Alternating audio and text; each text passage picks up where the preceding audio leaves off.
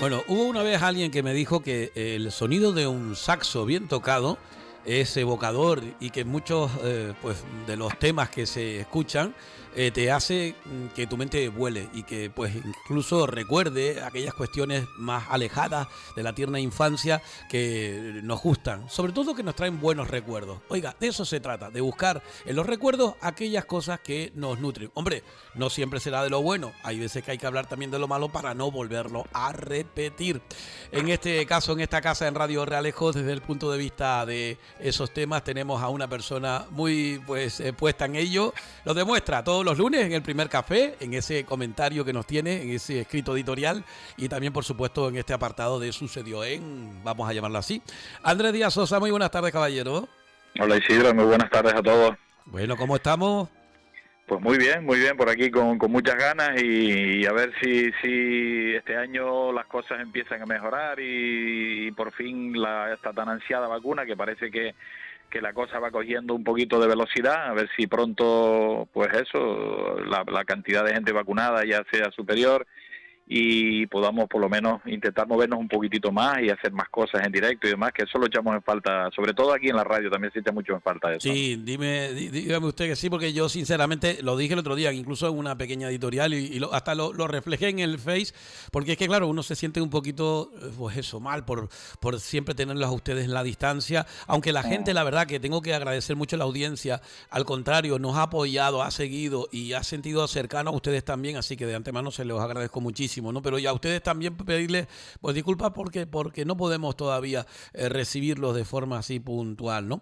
Pero bueno, siempre está el acercar a toda esa gente nuestra forma de sentir, de vivir la vida, y con Andrés lo hacemos en diversos apartados. Uno de ellos es este, que gusta mucho, y bueno, cuando hablamos me dice Isidro, sé que tienes algo preparado, todavía no lo vamos a descubrir, de la vida de la Orotava, muy interesante, respecto a la naturaleza y demás, pero por lo pronto hoy nos hacemos eco, ¿verdad, Andrés?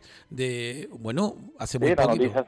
La noticia ha saltado estos días en la prensa y estamos siendo prácticamente como si se ahora trending topic, ¿no? A nivel nacional respecto a esta ruina que tenemos aquí en Los Realeos, que de la noche a la mañana pues ha sido elegida pues entre las ruinas más bellas del planeta, es decir, no ya de nuestra geografía o de nuestra patria, acá de España, pero ya incluso a nivel planetario, ¿no? Sí. Estamos hablando ni más ni menos que de las ruinas de la Gordejuela, ¿no? Uh-huh.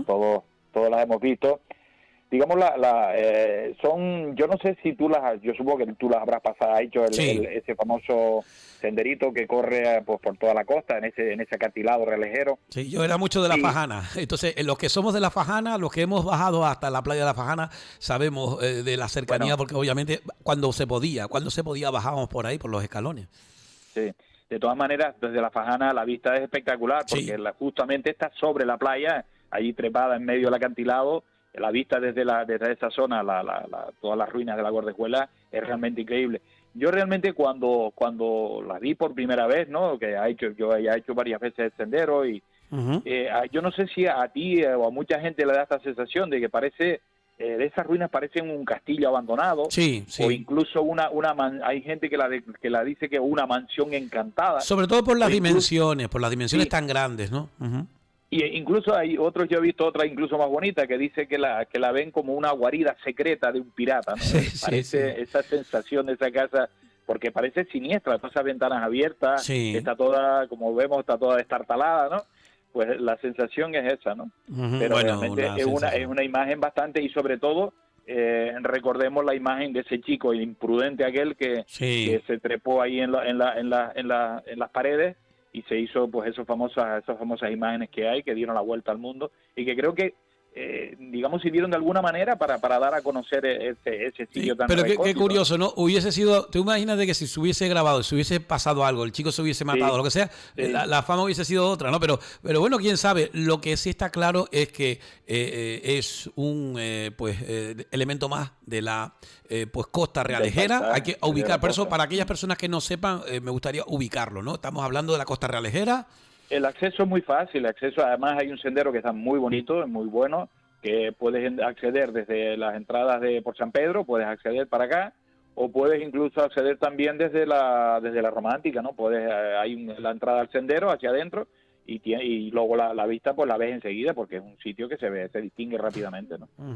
Bueno, y que muy atractivo. tiene una historia, obviamente, desde muchos diferentes puntos de vista, ¿no? Porque estamos hablando de lo que hoy en día es una ruina, pero que fue en el momento determinado un adelanto. Ya.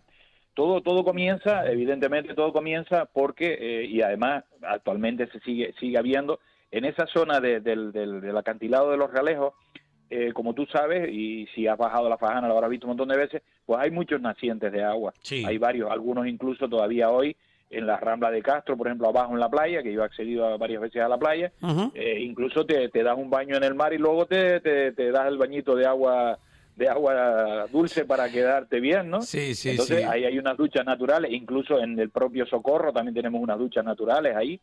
Entonces todo comenzó pues por la idea de que habían unos brotes de agua bastante importantes en la zona y claro, empezaba a producirse gran cantidad de plátanos. Una planta, como sabes también, que el plátano es una planta que necesita y requiere mucha cantidad de agua. Cierto. Entonces, claro, vivimos en unas islas volcánicas donde el agua es un elemento primordial y bastante escaso, por cierto, y claro, las medidas y los medios que habían en aquel entonces eran escasos.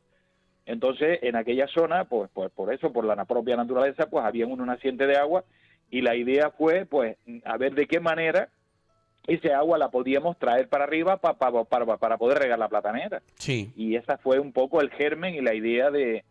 Y también todo comenzó porque, yo no sé si sabrá tú o sabrá la gente también, que allí había un antiguo, digamos que el elevador se emplazó en un antiguo molino de gofio en esa zona, ¿no? Había un molino de gofio que se llama el molino de Juan de Guardejuela, se llamaba el molino. Y bueno, pues allá por el año 1898, la empresa Hamilton and Company constituyó una sociedad que se llamaba así Aguas de la Gordejuela y que tenía como objeto la explotación de los manantiales existentes en la costa de los Realejos. Esta familia, la familia de los Hamilton, de procedencia inglesa, creo que es, yo no, pero me parece que es, no sé si escocesa o inglesa creo que es, llegó a la isla en el siglo XVIII, llega a la isla en el siglo, y eran gente, pues, productores y exportadores, tenían su propia naviera, operaban con buques carboneros, y pues exportaban, pues eso, lo que en aquel entonces más se producía aquí en nuestra isla, que eran pues los plátanos, las papas, y también el tomate. Eran los tres productos que siguen siendo los monocultivos en cierta manera, ¿no? Exactamente, ¿no? Y entonces esta familia también, digamos que claro, seguramente es gente que venía con bastante dinero.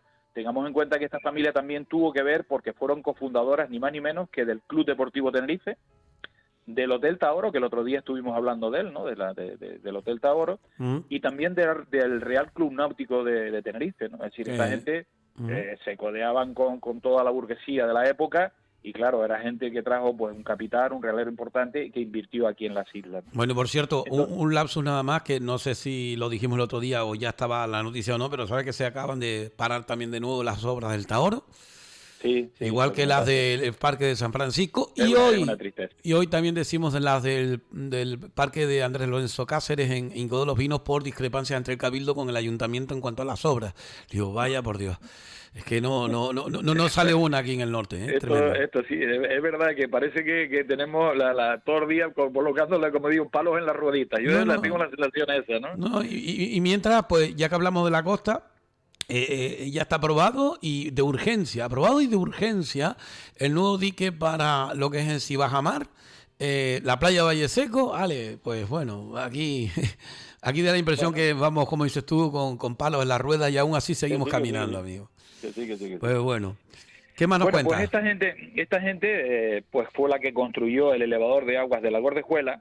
Y lo llamó así porque la Gordejuela era en honor al primer propietario y fundador de los conventos de los Realejos, que fue el hidalgo Juan de Gordejuela y Mesa, ¿no? Sí. Por eso era el nombre de Gordejuela, ¿no? Es importante también destacar una cosa, que fue que en su interior se colocó la primera máquina de vapor de la isla, ¿no? Pues, sí. Eso fue muy importante, pensar que la historia, es decir, el adelanto que trajo esta gente aquí en la época aquella, estamos hablando de 1902 prácticamente, cuando se empezó a construir todo esto, ¿no? Bien, pues estamos hablando de un pues ingenio humano, imagínate tú la construcción de ese pedazo de edificio, porque hay que recordar que tenía una chimenea grandísima, las fotografías de esa época en blanco y negro nos lo revelan, ¿no? También es importante lo que tú acabas de decir, tengamos en cuenta que la chimenea tenía 50 metros de altura, donde se ubicaba la máquina de vapor, y ten en cuenta que el edificio abajo donde estaba colocada fue también en aquel entonces considerado uno de los mayores edificios de la isla, porque tenía 5 plantas. Sí. Sí, fue uno de los mayores edificios de la isla. Bueno, y la primera máquina de vapor, ¿no? Como decías, ¿no? De la isla también fue esa, ¿no? Fue ahí, la que se colocó ahí. Pues en 1902 la empresa esta compra todas las acciones de esta sociedad de aguas de la Gordejuela. La empresa se llama Hamilton House, y a partir de esa fecha se empieza a edificar, como decíamos, la estación con una bomba a vapor, que es la que decíamos que fue la primera que se trae aquí a la isla, y eleva pues la cantidad de 10.000 pipas diarias, que son unos 4.800 metros cúbicos, hasta un embalse que está situado a 200 metros de altura. Para ello, todo a través de una tubería, la tubería de unos 2 kilómetros de longitud, una tubería de hierro para transportar el agua, como dije, a unos 200 metros de altitud. Y luego también para la distribución para el valle, porque no solo ya, pues creo que al final el agua dice que llegaba incluso hasta el Realejo Alto. No, llegó casi hasta, según decían, Zamora Cruzalta, imagínense. Sí, porque luego se hizo se construyó un acueducto aquí en el valle, que fueron aproximadamente, están hablando de unos 12 kilómetros para distribuir el agua por diferentes sitios. En aquel entonces también cabe resaltar que el ayuntamiento en los Realejos estaba partido todavía, el ayuntamiento de Realejo Alto y Realejo Bajo, todavía estaban los dos ayuntamientos. Y el mar como protagonista, ¿eh? No se nos puede olvidar que estamos hablando de la costa, ¿no? Y bueno, es tremendo. Imagínate, uno se plantea un montón de cosas. ¿Por qué hoy no se hace? Se sigue vertiendo el agua al mar y sin embargo no se siguió con esa obra que podría ser, ¿no? Es una pregunta que yo llevo tiempo y años haciéndome. Vamos a ver, cuando estamos hoy en día con los medios y los adelantos técnicos que tenemos, resulta que estamos potabilizando agua del mar para poder abastecernos en cuanto a las necesidades para la vida diaria. Sí, quieren hacer 2 ahora en la Isla Baja, imagínate. Cuando resulta de que hoy en día con los medios, como puede ser, yo qué sé, para generar pues yo qué sé, un aerogenerador, por ejemplo, que puede generar energía eléctrica, y una bombita que echaría para arriba una cantidad de agua diaria importantísima, pues curiosamente el agua se está perdiendo.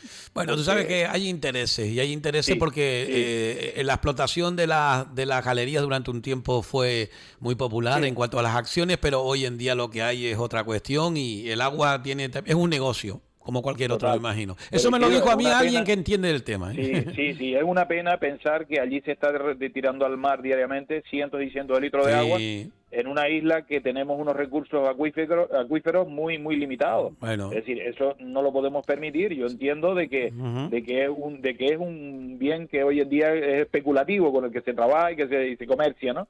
Pero también tenemos que ver con vistas al futuro y las futuras generaciones que el agua siga teniendo que es importante para la isla, pues que se controle, que haya un control sobre las reservas y sobre las posibilidades que tiene, pues eso, los posibles yacimientos que hay aquí de agua, ¿no? Acuérdate lo que me pasó a mí con un compañero de la Facultad de Filología cuando vino a pasar aquí unos días de vacaciones en verano de Gran Canaria, y él cuando vino con nosotros estuvo en la Playa del Socorro un día maravilloso, lo pasamos increíble, tú sabes, de fiesta, de jarana, de todo tal, ¿no? Bien, para colmo le tocó un día de estos de casi finales de agosto, principios de septiembre, con las mareas, que era aquello una preciosidad, ¿no?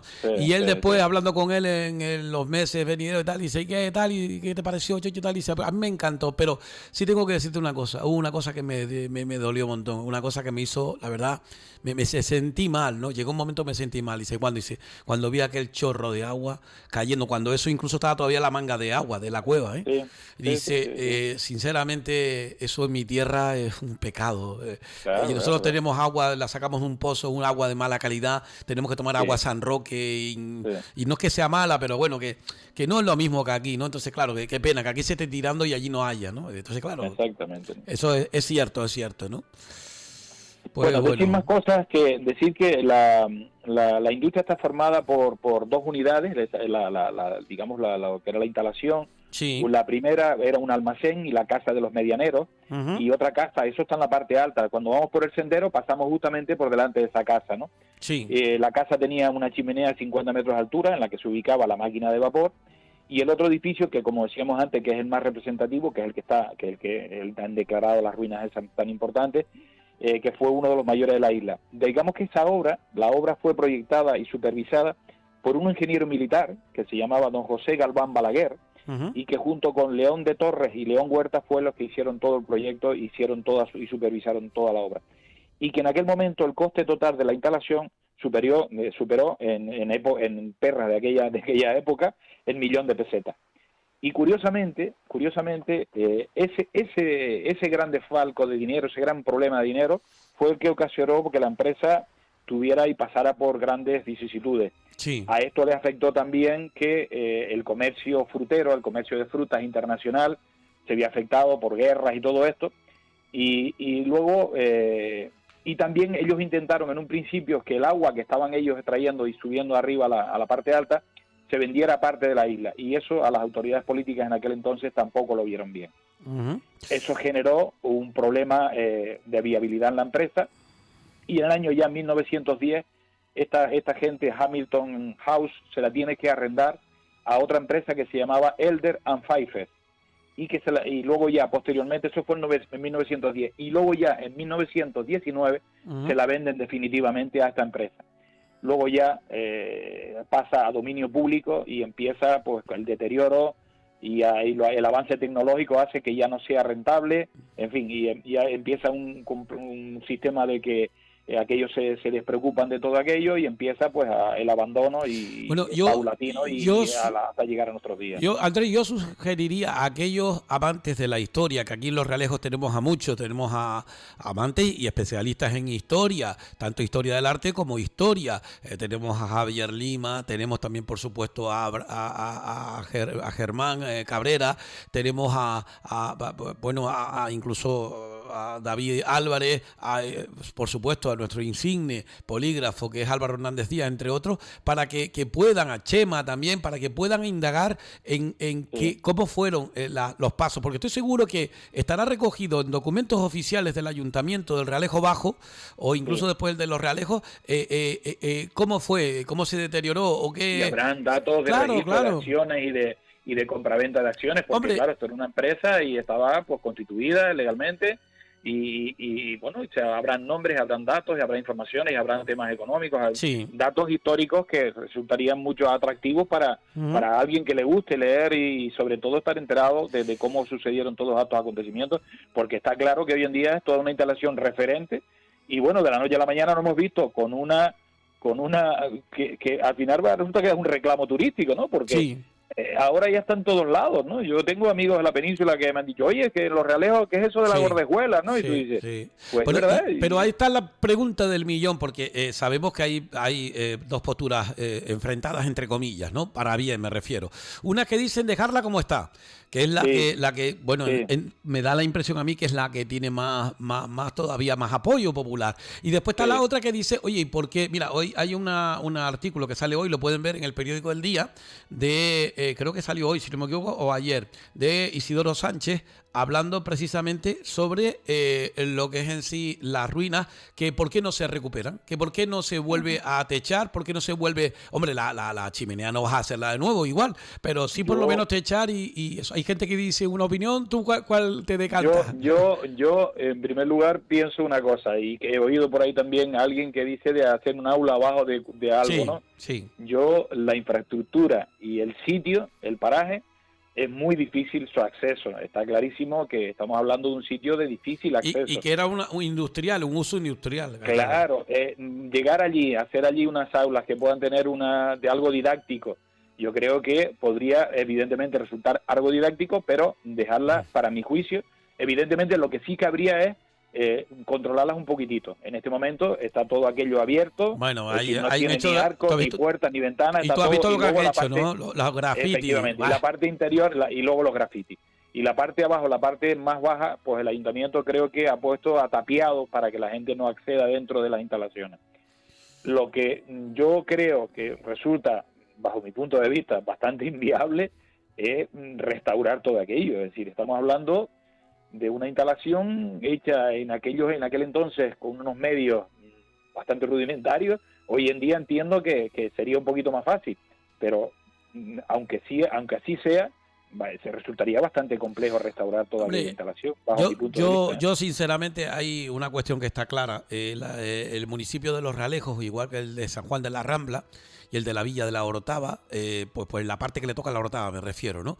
Pues quedaron un poquito exentos de ese boom turístico del Puerto de la Cruz con respecto a grandes infraestructuras y hoteles. En Los Realejos tenemos hoteles, pero son más pegados a lo que es en sí la zona del Puerto de la Cruz, del Burgado, pero desde Los Roques hacia allá, sinceramente, si de algo me siento yo orgulloso es de como realejero, imagino como digamos tinerfeño canario, es de la propia idiosincrasia de nuestra costa, una costa que, hombre, como cualquier costa del norte es batiente, que de vez en cuando tiene eso de rubio, pero el paraje es increíble. El paraje es único, es único, es decir, entrar desde San Pedro y hacer ese sendero hasta Los Roques, como tú dices, es realmente todo un espectáculo, porque empiezas desde los palmerales de todo de Castro, la playa de Castro, luego tienes la Fajana. Estarás de acuerdo conmigo que hay que cuidarlo más, ¿no? Es increíble, efectivamente. Yo lo que entiendo, y luego también digo una cosa, me refiero a la casa abajo de la Gordejuela, pero también arriba sí es cierto que arriba hay otra casa y esa sí podía. La casona.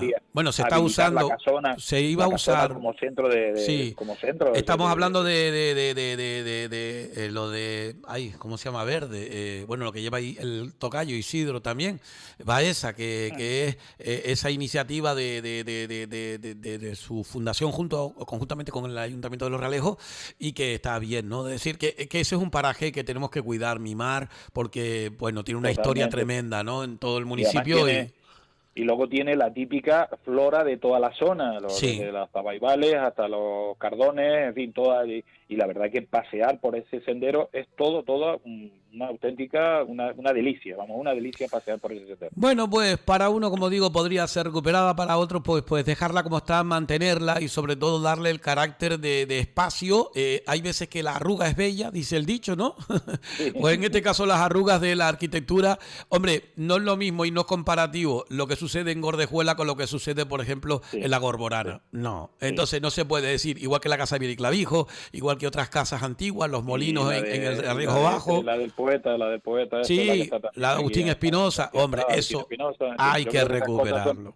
Para mi juicio, yo invertiría primero ahí que no en la Gordejuela, evidentemente. No, por supuesto. Aparte que tengamos en cuenta también que es una construcción muy antigua y hay otro dato importantísimo y es que está en un acantilado a la orilla del mar, es decir, que restaurar a eso en esa zona, yo prácticamente lo veo bastante problemático, no sé. Bueno, y ya digo que desde ese punto de vista, como bien decías tú, estamos hablando de casas históricas que están ahí, que necesitan, se han recuperado algunas, otras lamentablemente pues no, pero habrá que hacer lo posible por lo poco que nos queda. Bueno, mucha gente dirá que no es poco, pero bueno, para mí, comparativamente hablando con la Orotava, con Garachico, con Ico de los Vinos, pues es poco lo que nos queda en el Realejo, los Realejos, con respecto a la historia que tenemos, y esa casa, sin olvidarnos de esa casa del Drago de Siete Fuentes, por ejemplo. También, estamos hablando de algunas cositas que tarde o temprano tendrán que ser, pues entre todos los realejeros, especialmente cuidado con las instituciones públicas, tanto aquí como supramunicipales, ¿no?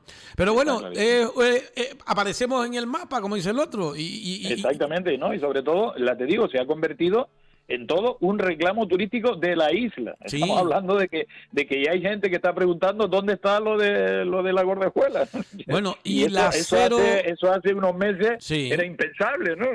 Aquello eran 4 muros allí tirados, que algún grafiti iba ahí a hacer su bromita y cosas de estas, ¿no? Y de la noche a la mañana nos hemos despertado que tenemos pues una joya ahí, ¿no? Pues estamos hablando de muchas cuestiones que tienen que ver con el turismo también, porque el Puerto de la Cruz está es el centro, es el núcleo, y después están los satélites, como digo yo, y uno de los satélites es Los Realejos desde ese punto de vista de la capacidad que tiene. Miren, la 040, desde la playa del Socorro hasta el pico del Teide, pasando por toda esa corona forestal, por el sitio de interés científico, que tú conoces eso mucho mejor que yo, como es de Barranco Ruiz, de tantos espacios que tenemos en el valle, en la Orotava, Santa Úrsula, La Matanza, La Victoria, Dios mío. Tenemos un potencial yendo hacia la Isla Baja, para qué decirle, buenísimo, ¿no? Y eso nos ubica en el mapa. Ojalá que también nos ubique para las ayudas, para las perras. Para ver si este norte de alguna vez, ya despegamos de una vez por todas. Bueno, pues por ahí espero que sí. Bueno, pues hoy conociendo, eso sí, siempre le decimos lo mismo, ¿verdad, Andrés? Si van ustedes a verlo, vayan con la máxima seguridad. No favor, pasen la valla, véanlo. Sí. Aparte que ese sendero es muy bonito, es seguro porque estaba ya por todos lados. Sí. Pero que evidentemente no se salgan de los senderos ni se echen fuera, porque la verdad que el sitio es bastante peligroso. Estamos hablando de justo del acantilado, ¿no? Sí. Pero que las vistas son realmente únicas. Y yo la verdad que es un sendero muy sencillito, se hace prácticamente en una hora y media, se hace perfectamente un paseo. Sí. Y la verdad que yo les aconsejo a la gente que se dé una vueltita, pues la verdad que son unas vistas únicas. Bueno, hay una etapa de la historia que quizás la gente no sabe, que tiene que ver no con las ruinas de la Gordejuela, porque cuando eso no estaban, pero sí que habla acerca de un pirata que al regreso del Caribe, al pasar por esta zona con el barco, dijo, ahí nació mi madre, y se refería a la costa de los Realejos, y ese pirata era Cabeza Perro, que por eso dice que dejó el barco que hizo en la cárcel, se lo dio a la Virgen del Carmen aquí a los Realejos. Pues bueno, son historias tan bonitas que tenemos por ahí y que por supuesto entroncan con nuestro municipio y con la historia de esta tierra bendita. Andrés, como siempre un placer conocer de cerca, eso sucedió en este caso, inflamos el pecho para decir que sucedió en los Realejos, otras veces toca en otro sitio, cuidado, ¿no? Pero estamos hablando que los primeros datos que se tienen de esta empresa fue en 1898. Exacto, cuando se perdieron las colonias, dice el otro. Efectivamente. Bueno, todas no, la nuestra continúa. Con mucha historia. La nuestra continúa. Sí. Bueno, un abrazo, amigo. Muchísimas gracias. Pues y seguiremos. Recuerden, Andrés Díaz Sosa, los lunes en su comentario, está teniendo un éxito tremendo con respecto al tema. Y algo que me decían el otro día, y yo te lo vuelvo a decir de nuevo: libertad. Equidad, como me dijeron, a ver cómo dijeron, libertad, equidad y buen talante, algo así me dijeron, como que tus escritos son bastante, digamos, asequibles a todos los gustos, oiga, con la opinión tuya, por supuesto, también. De eso trato. Bueno, muy bien, muchas gracias, amigo, un saludo. Bueno, un abrazo para todos. Venga, gracias. Hasta luego.